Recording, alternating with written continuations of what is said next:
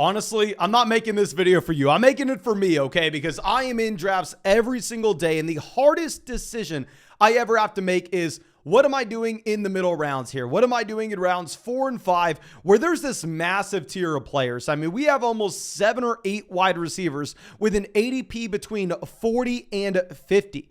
All these guys look about the same. All these guys have some pros, some cons.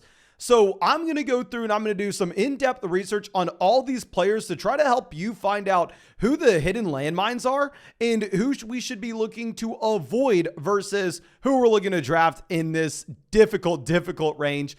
But before we get into it, you better be dropping a like on this video. You better be subscribed to the channel if you play fantasy football. And of course, if you play fantasy football, you are going to love flockfantasy.com. You find a link to flockfantasy.com down there in the comment section or in the description. And over there, you'll find all my rankings. You'll find all the rankings and premium content of all your favorite fantasy football creators. And when you sign up with promo code FLOCK, you're going to get 30% off any subscription. And yours truly will go through and break down your fantasy football team with the podcast. But I think that should be about it. Let's go through and let's pull up the underdog ADP and let's start top to bottom, right? You're in the middle of round 4. You're going, Mason, you know what? I want a wide receiver. I mean, there are no real running backs in this range. I'm not taking Kenneth Walker. And DJ Moore's interesting here. DJ Moore is the wide receiver 19. And if you pull up DJ Moore, I understand why we have a lot of hype. I mean, this is a player that I have tried convincing myself year in and year out is finally going to be good at fantasy football. I mean, is finally going to score us some points. And year in and year out, I've been wrong. Year in and year out, DJ Moore has caused me to lose money. So I want to be honest with you.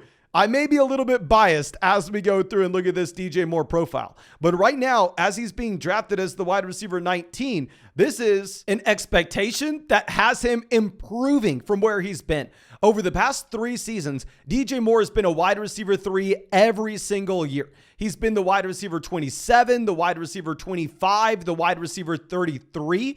So essentially, you're drafting a wide receiver 3 now at a wide receiver 2 price tag. And there are some other red flags that you're looking at with this DJ Moore profile. The main one being his yards per game. I mean, if you're looking at this, it is a straight linear line down where DJ Moore goes from about 80 yards per game to 68. Then he goes from about 68 to 52. And then we see his team willing to ship him off to the Chicago Bears as almost a throw-in in a trade. Now, yes, Chicago definitely won this deal. And like I said, my default is to say DJ Moore's a talented player. I mean, that's what I believe for years now. I've wanted to go through and I wanted to make that bet on DJ Moore. And there have been some underlying metrics that support it, right? I mean, if we're going to look at his yards per route run, over the past 3 seasons, DJ Moore has averaged 2.1 yards per route run, which has been a very strong mark. He's also averaged almost 100 air yards per game, which is also very predictive at future fantasy football success. So we have some cons, obviously. We have some pros on this profile. But what I don't understand is how people think that this is a vastly improved situation from where he was with the Carolina Panthers. Because, like I said, he's averaged the wide receiver 28 finish, and now he's being drafted as the wide receiver 19 going into year like 6 at this point. If we're going to be realistic with ourselves and trying to figure out, okay, well, is this a vastly improved situation? Well, the Carolina Panthers were very bad this past season, right? I mean, Carolina is not a team that you can be excited about at all. They only averaged 191 passing yards per game, which since 2010 is a bottom 10 passing offense from a per game perspective. Since 2010, they're bottom 10, laughably bad. He's going to the Chicago Bears, which were dead last in passing yards per game this past season, which are dead last in passing yards per game going back to 2010. Arguably, over a decade now, the Chicago Bears have had the worst passing offense in modern NFL history in 2022. So if you're looking at this, well, I understand, yes, Justin Fields is exciting, right? And Justin Fields is an elite option from a fantasy football perspective and should be a much better quarterback this next year. I mean, you're getting offensive line upgrades. You're getting upgrades with your skill positional guys. Obviously, DJ Moore coming over is going to help Justin Fields a ton. And I would expect Justin Fields and the Chicago Bears to be the most improved passing offense in the NFL this next season. At the end of the day, even if they are the most improved passing offense in the NFL, right? They go out there and they improve by 30%, the most improved offense in the NFL. That would have the Chicago Bears averaging 197.6 passing yards per game, which would still be a bottom 3 to 5 passing offense in the entire league.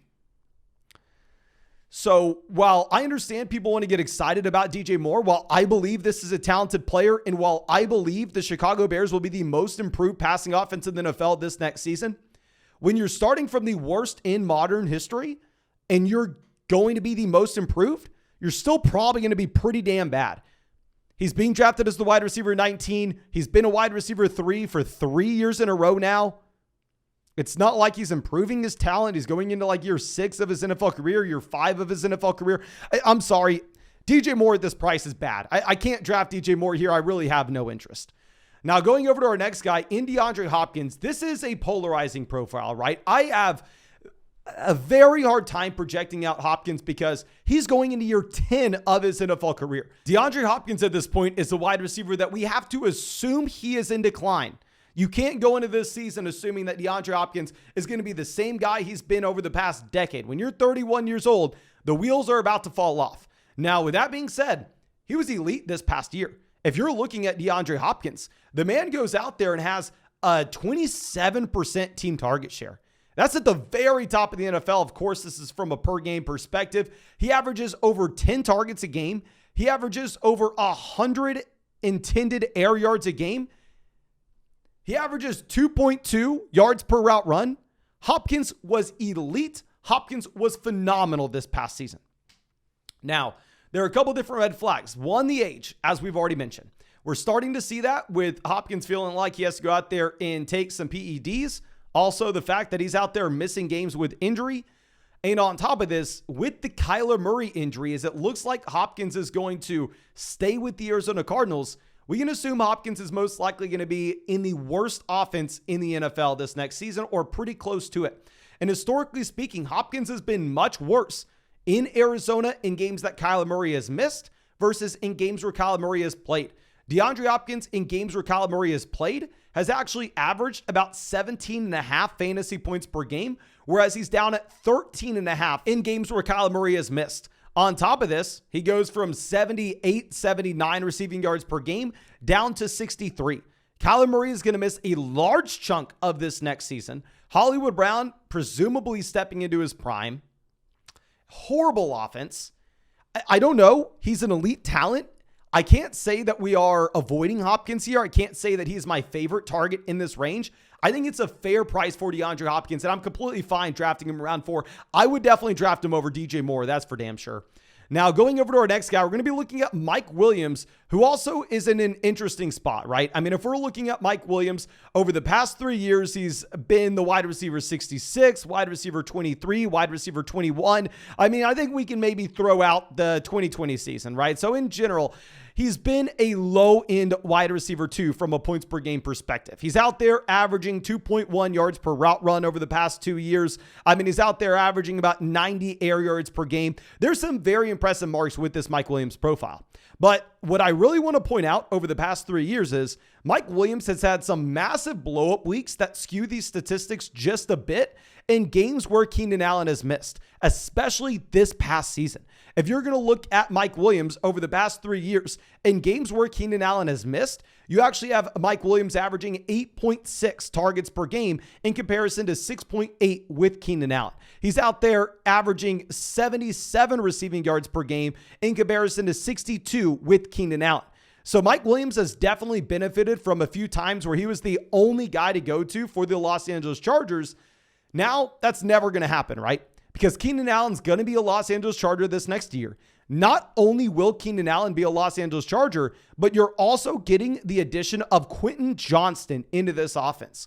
And I think it is a possibility. It's not the most likely thing in the world, but definitely a possibility that Quentin Johnston is actually the wide receiver one here down the stretch his rookie season. I think he had a phenomenal prospect profile. I mean, he broke out as a freshman, dominated as a sophomore, declared as a junior, went round one of the NFL draft.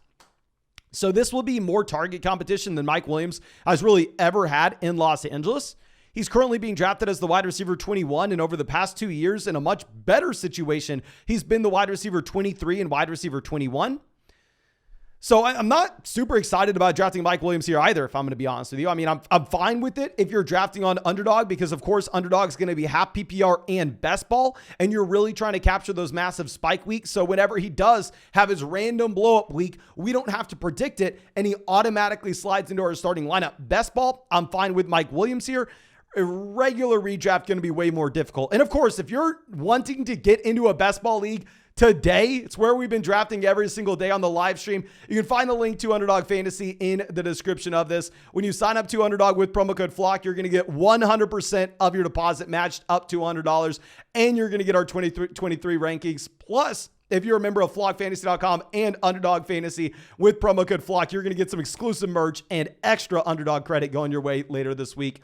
But anyway, going over to our next guy here, we're going to be looking at Christian Watson.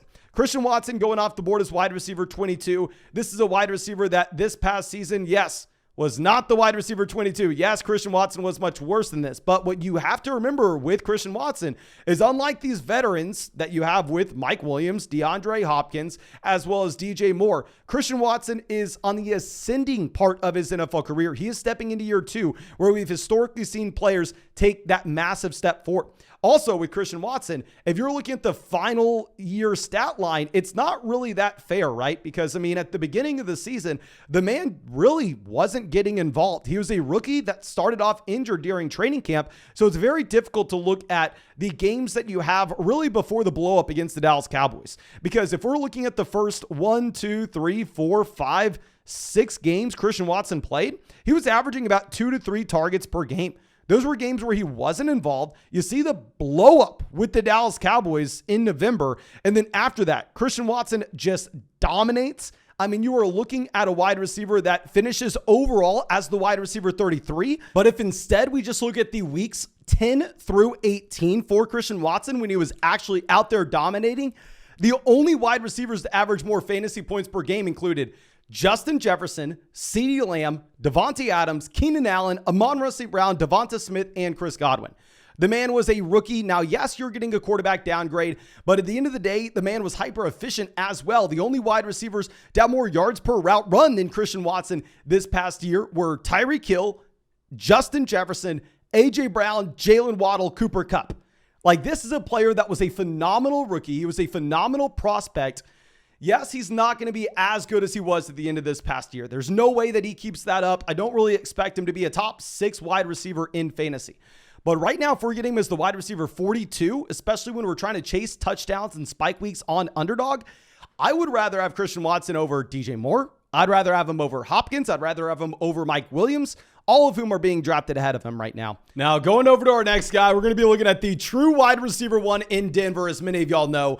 Jerry Jeudy going off the board as wide receiver 23. Now, he actually finished as the wide receiver 21 last year, and honestly, you could see Jerry Jeudy in this entire Denver Broncos offense look to improve this next season. Really can't get much worse than what Russell Wilson was last year, but we can assume that Sean Payton is a major improvement with this overall coaching staff. If we're going to look at the overall talent profile of Jerry Jeudy, what you have to keep in mind is this is a player that was extremely young coming into the NFL, right? Like, this was a wide receiver that is still younger than like Kenny Pickett, a quarterback that was drafted last season. And if you're looking at the Jerry Jeudy profile, even in some horrendous offenses over the past few seasons, this is a wide receiver that was incredibly young, averaging 1.9 yards per route run. That's a strong mark. That's much stronger than you're getting from anybody else in Denver. Now, the one thing you could kind of say is bad about Jerry Jeudy is he's been fortunate enough, at least he was this past year, to kind of be the last guy standing in Denver. We know at times Cortland Sutton was injured. We know Tim Patrick missed the entire season. We know KJ Hamler missed almost the entire year. So Jerry Jeudy was the last guy there. Javonte Williams even got injured. And now you are presumably having all those players healthy for this next season and also adding in Marvin Mims, who they just took in the second round, who should most likely be seeing snaps this next year. So Jerry Jeudy is, in my mind, a stronger pick in this range. I would probably prefer Jerry Jeudy over DJ Moore. I just can't sit here and say it's like a no-brainer, right? Because they are adding additional talent to this depth chart. Now our next guy with Drake London, wide receiver 24, finishes the wide receiver 47 last year. And yes, it was a horrendous situation in Atlanta. A very, very similar situation to what you saw with the Chicago Bears this past season, right? Where the passing volume was pretty much at an all-time low. It can't really get much worse than where it was. And we should assume, just like the Chicago Bears, just like with DJ Moore, that this will be a better overall passing offense going into this next season. Now, with Drake London, the difference between him and DJ Moore in my mind is Drake London is an ascending talent. If you're looking at Drake London, this is a wide receiver that is younger than a lot of guys were in this past year's NFL draft. Like, London is younger than what you have with Zay Flowers. London came out of school at an incredibly young age. And what is crazy enough is if we look at Drake London, he had 2.0 yards per route run. Incredible. And on top of this, the man dominated targets at 21 years old. If we go through and look at every 21-year-old player since the year 2000 to have at least 23% of their team's targets on a per game basis, you are going to look at Christian McCaffrey, obviously one of the best pass catchers in the NFL. Mike Evans, if Drake London were to turn into Mike Evans, obviously league winner there. Jamar Chase, Jamar Chase, pretty damn good. Justin Jefferson, and then Drake London. And Drake London is number one on this list by a wide margin as well. And that's from the year 2000. You're looking at so many players in that sample. I think London is a truly elite level talent. I just have massive questions surrounding the overall passing offense. It's the same situation that we'd be looking at with like DJ Moore, right? Where you have questions about the offense, but the talent is presumably there. I would honestly bet on Drake London over DJ Moore. I mean, I think Drake London's a fine pick with this range. It's just very difficult to know exactly what you were going to have in terms of if he takes the next step this next season. Now, looks like after this, you'll have a couple more guys. We'll talk about Keenan Allen, Terry McLaurin, and Christian Kirk in other videos. But I really hope you enjoyed this one. And of course, please let me know what you think. Please make sure you're going down there, dropping a like on this video. Subscribe to the channel if you play fantasy football. And if you play fantasy football and want to get access to my rankings, want to get access to all of your favorite fantasy football creators' premium content, you can do so on flockfantasy.com. Use promo code FLOCK, 30% off any subscription. And if you want to get into draft today, you can also do that on Underdog Fantasy. Find both links in the description. Promo code FLOCK for both. And if you're a member of both Flock Fantasy and Underdog Fantasy, a ton of cool perks coming your way later this week. Thank you again, ladies and gentlemen. Really do appreciate you and really hope you have a great day.